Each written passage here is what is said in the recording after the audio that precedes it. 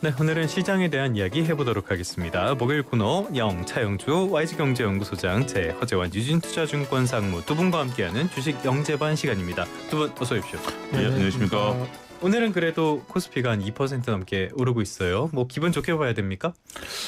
그렇죠. 뭐 우리가 오르는 것에 대해서는 뭐 코스닥이 오르던 코스피가 오르던 어떤 이유에서 어떤 종목이 오르던 모르는 것에 대해서 우리가 굳이 폄하할 필요는 없다라고 보여집니다. 네. 그리고 이제 서서히 주식시장도 어느 정도 바닥을 좀 다져가고 확인하는 과정이다라고 저는 말씀을 좀 드리고 싶어요. 네. 우리가 이제 앞서 이제 기자님도 말씀하신 것처럼 7,000P를 넘는 것에 대해서 고민들이 좀 있으신 것으로 미루어 짐작을 합니다. 하지만 우리가 이제 주식시장이 다시 그럼 6,000을 깨고 내려갈 거냐? 이런 것에 대한 고민은 별로 없는 것 같아요. 지금 상태에서 보면 우리가 올라가는 것에 대한 이제 속도에 대한 고민들은 있긴 하겠습니다만 그리고 이제 그것에 대한 어떤 가장 큰 원인 중에 하나가 짧게 말씀드리면 우리가 엔비디아 실적이 잘 나오지 않았습니까? 예. 그 전부터 우리가 7월 달에 우리가 돌이켜 보면 반도체 AI 거품 얘기들, 버블 얘기들이 좀 많이 나왔어요. 근데 이제 8월 들어서 변동성이 잦아들어서 때문이기도 하지만 우리가 샌디스크 실적 잘 나왔죠. 마이크론 실적 잘 나왔죠. 예. 삼전닉스 실적 잘 나왔죠. 여기에 이제 엔비디아까지 실적이 잘 나오니까 이제 버블 얘기는 어느 정도 좀 잠잠해진 것 같아요. 그러고 나면 시장은 우리가 7월에 보였던 다인 종목 레버리지 ETF에 따른 변동성, 레오폴드 사태에 대한 변동성 이런 것들이 이제는 지나간 버린 이슈가 됐으니까 네네. 이제부터는 실적에 포커싱이 되면서 전체적으로 시장이 서서히 우상향하지 않을까 이렇게 말씀드리겠습니다. 엔비디아 본격적인 이야기 하기에 앞서서 조금 전께서 소장님은 6,000P 이하는 이제 걱정 안 해도 되지 않을까라고 이렇게 조심스럽게 말씀을 해주셨는데 정말 걱정 안 해도 돼요. 지금 국채 금리가 날뛰고 있고 중동도 진전이 별로 없고 미국과 캐나다 싸우고 좋은 소식은 하나도 없는 것 같은데 괜찮습니까? 괜찮죠. 예. 왜 괜찮냐면, 그러니까 이제 금리가 물론 너무 많이 오르면 당연히 부담스럽죠. 그리고 전쟁도 안 끝나고 있고. 네. 근데 제가 생각할 때는 예를 들어 첫 번째 중동 문제는 이거는 유가가 결정을 해주는 것 같아요. 유가가 높으면 절대 그 트럼프 대통령이 네. 함부로 못합니다. 그래서 이거는 유가가 오르면 오를수록 오히려 이 전쟁은 빨리 끝난다. 가려다가 움찔하고 그러니까요. 가려고 안 하면 되는 거 아닌가 싶긴 한데 아무튼 그러니까요. 그래서 전쟁 문제는 제가 봤을 때는 서서히 이제 좀 소음이 가라앉는 그런 문제다라고 좀 보여지고 금리 문제도 물론 뭐 자세히 제가 다 말씀드릴 수는 없습니다만은 물론 이제 미국의 재정 적자 문제 뭐 심각하고요. 네. AI 기업들이 회사채 발행을 너무 많이 하는 것도 사실은 문제이긴 하지만 그것만큼 또 중요한 거는 미국의 수요가 탄탄하다라는 거죠. 그래서 제가 봤을 때는 금리가 지금 정도 레벨에서 크게 오르지만 않으면은 주가가 올라가는 데는 속도를 브레이크를 조금씩 잠깐 걸 수는 있어도 네. 추세 자체를 망가뜨리지는 않을 겁니다. 오히려 금리가 저는 많이 떨어지는 게 수요가 약해지는 거의 의미라고 해석이 되는 순간 주가는 더 떨어지거든요. 예. 그래서 저는 지금 걱정하고 있는 여러 가지 문제들 중에 한 3분의 1 정도는 걱정을 할 만하지만 한 50-60%는 걱정을 안 해도 되지 않나 그렇게 좀 보여집니다. 알겠습니다. 자, 그렇다면은 오늘의 가장 큰 이슈가 되는 건 역시 엔비디아일 것 같은데요.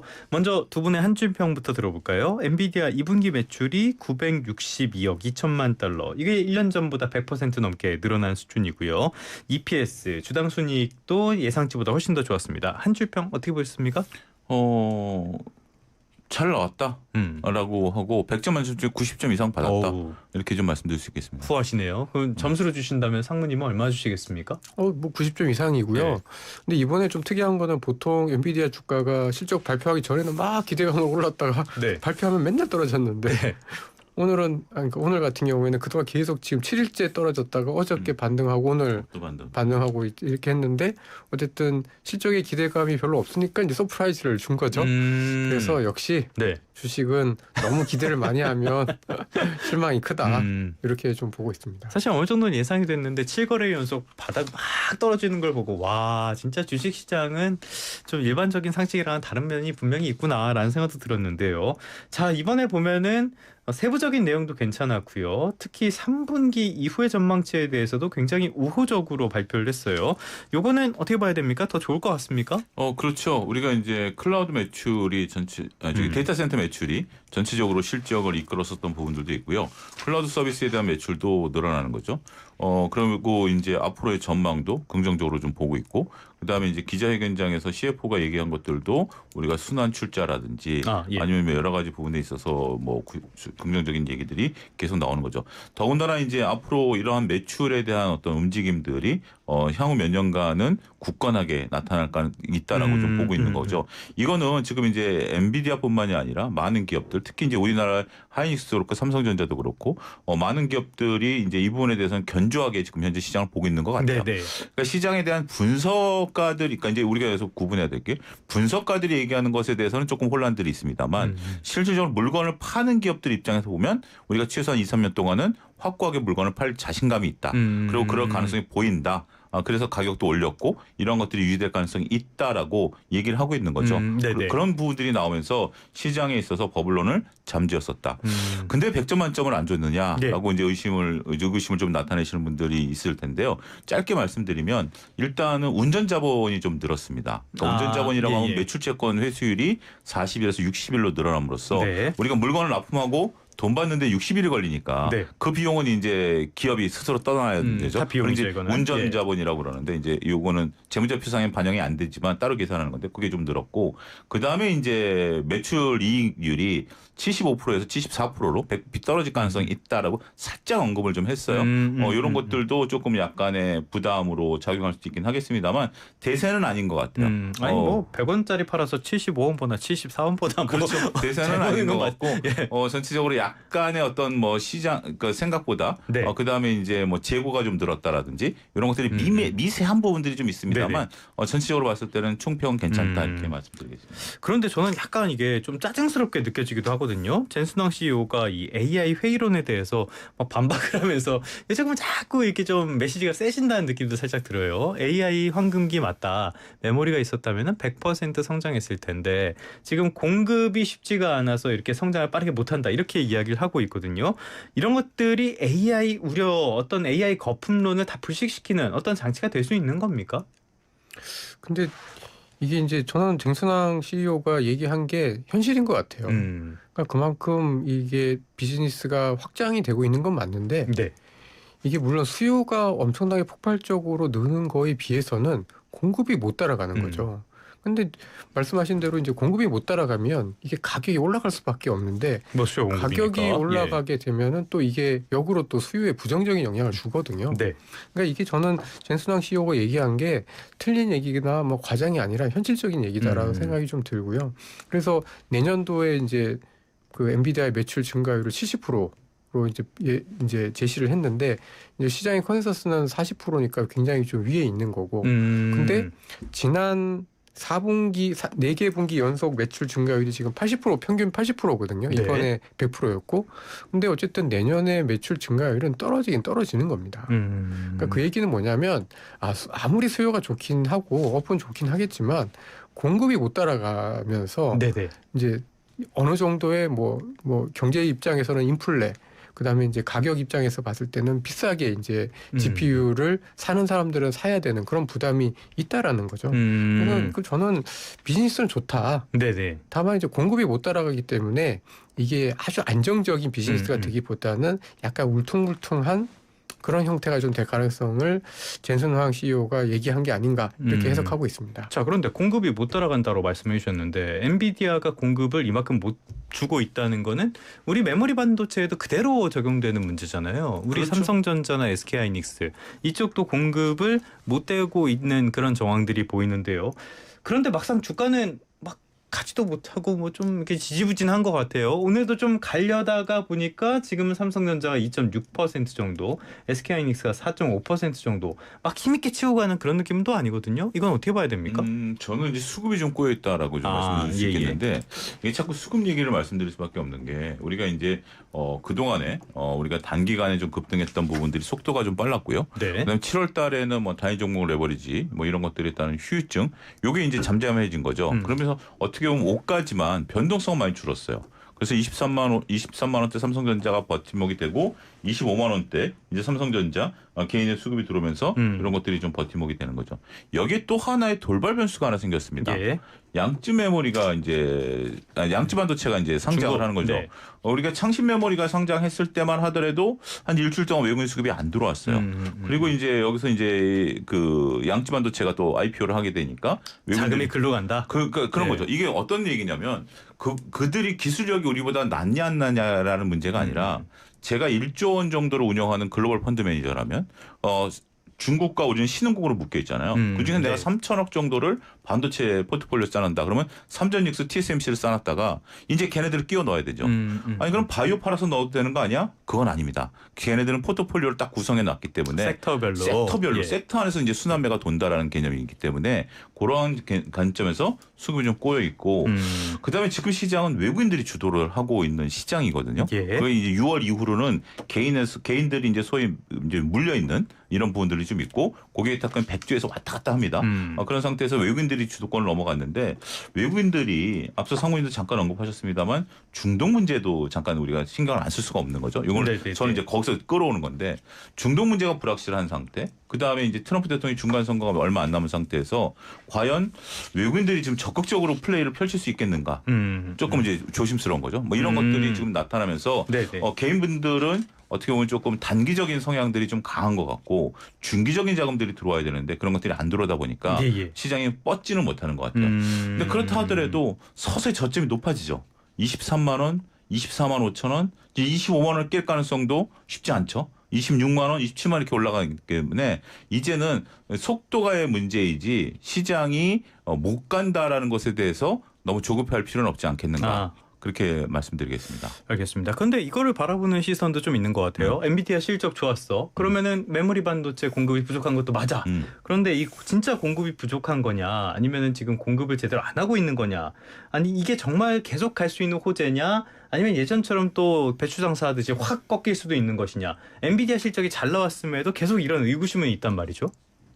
그 이유는 예. 제가 생각할 때는 이제 경쟁인 것 같습니다. 경쟁 구도. 그러니까 사실 엔비디아가 GPU에 있어서 독보적이잖아요. 네. 근데 이제 너무 GPU가 비싸다 보니까 오픈 AI도 그렇고 뭐 구글도 그렇고 다 이 GPU를 뭔가 조금 더 대체하려는 노력들을 많이 하는 거죠. 네네.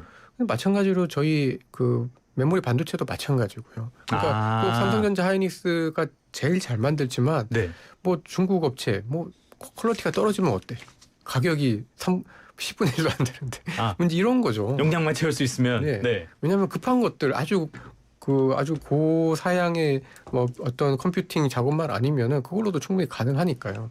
그러니까 결국은 제가 봤을 때 가장 큰 이 메모리 반도체 엔비디아의 문제는 너무 돈을 저들끼리 혼자 많이 벌다 보니까 저들끼리 죄송합니다. 아닙니다. 잘하신 겁니다. 그들끼리 많이 벌다 보니까 경쟁이 너무 치열해지고 있는 것 같아요. 자꾸 대체제를 찾으려고 하고 있고 그 과정에서 그러니까 예를 들면 미국 반도체 중에서도 요즘 이제 내일 실적을 발표하는 마벨 같은 회사가 되게 좀 재밌는 게 그동안 이제 GPU는 엔비디아가 거의 한 80% 이상 그다음에 AMD 쪽인데 그다음에 지금 마벨이 그 GPU를 대체할 수 있는 또 반도체를 설계를 하고 있거든요. 그러니까 근데 올해 들어서 이 마벨 반도체 주가가 굉장히 좋습니다. 그렇죠. 그러니까 올해 엔비디아는 14%밖에는 주가가 못 올랐어요. 그러니까 S&P 500보다 거의 비슷한 정도. 근데 결국은 1등은 외롭습니다. 1등은 외로워요. 근데 2등, 3등인데 빨리 치고 오는 2등, 3등은 잘하면 1등 할 수도 있어라는 기대감이 들면 얘네들은 훨씬 기대감이 좋고 주가가 올라가거든요. 그래서 지금은 엔비디아와 삼성전자 하이닉스는 외로운 1등에 처절한 가시밭길을 걷고 있다 이렇게 좀 보여집니다. 이제 처절한데 마벨 이야기 해주셨으니까요. 마벨 테크놀로지 이름은 많이 들어봤을 텐데 잘 모르시는 분들도 많을 것 같아요. 반도체 회사죠. 반도체 회사입니다. 근데 이제 그런 것들이 지금 이제 말씀하신 것처럼 시장에서 이렇게 부각이 되고 있는 부분들은 아닙니다. 그럼에도 불구하고 말씀하신 것처럼 지금 이제 후발주자임에도 불구하고 선도주자를 따라잡겠다라는 시점에 있어서 지금 이제 역량을 좀 펼치려고 하는 그런 움직임이 보인다라고 봐야 되겠죠. 마벨은 여기 스토리지 그리고 네트워크 이런 거 칩 설계하고 그런 네. 회사죠. 이런 회사도 지금 굉장히 잘 나가고 있다라는 이야기까지 들어봤는데요.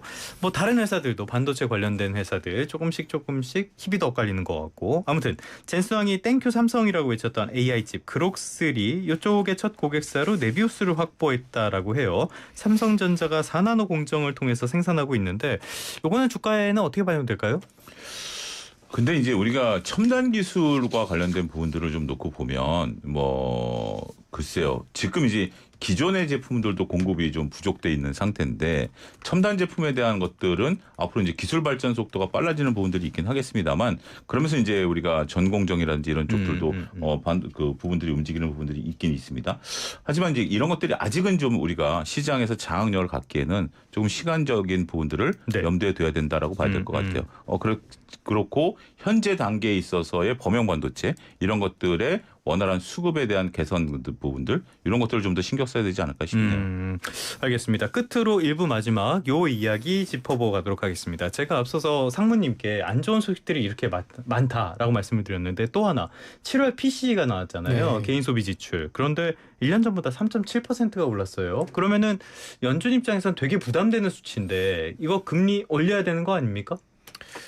이거 참 애매합니다. 네.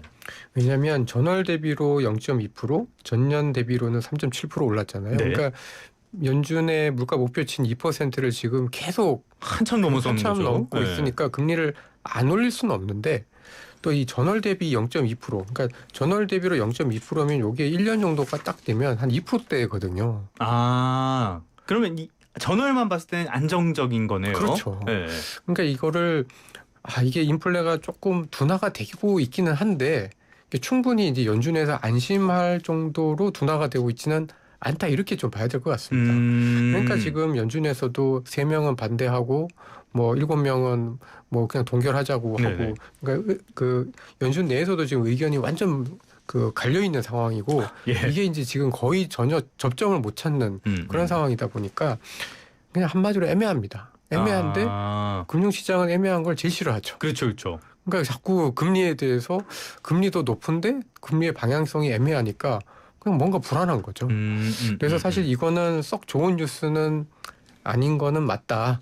근데 그렇다고 해서 이것 때문에 그러면 주식시장이 못 가느냐? 그렇지는 않고 다만 이것 때문에 주식시장의 어떤 상승 속도는 좀 많이 떨어질 수도 있겠다. 이렇게 좀 보여집니다.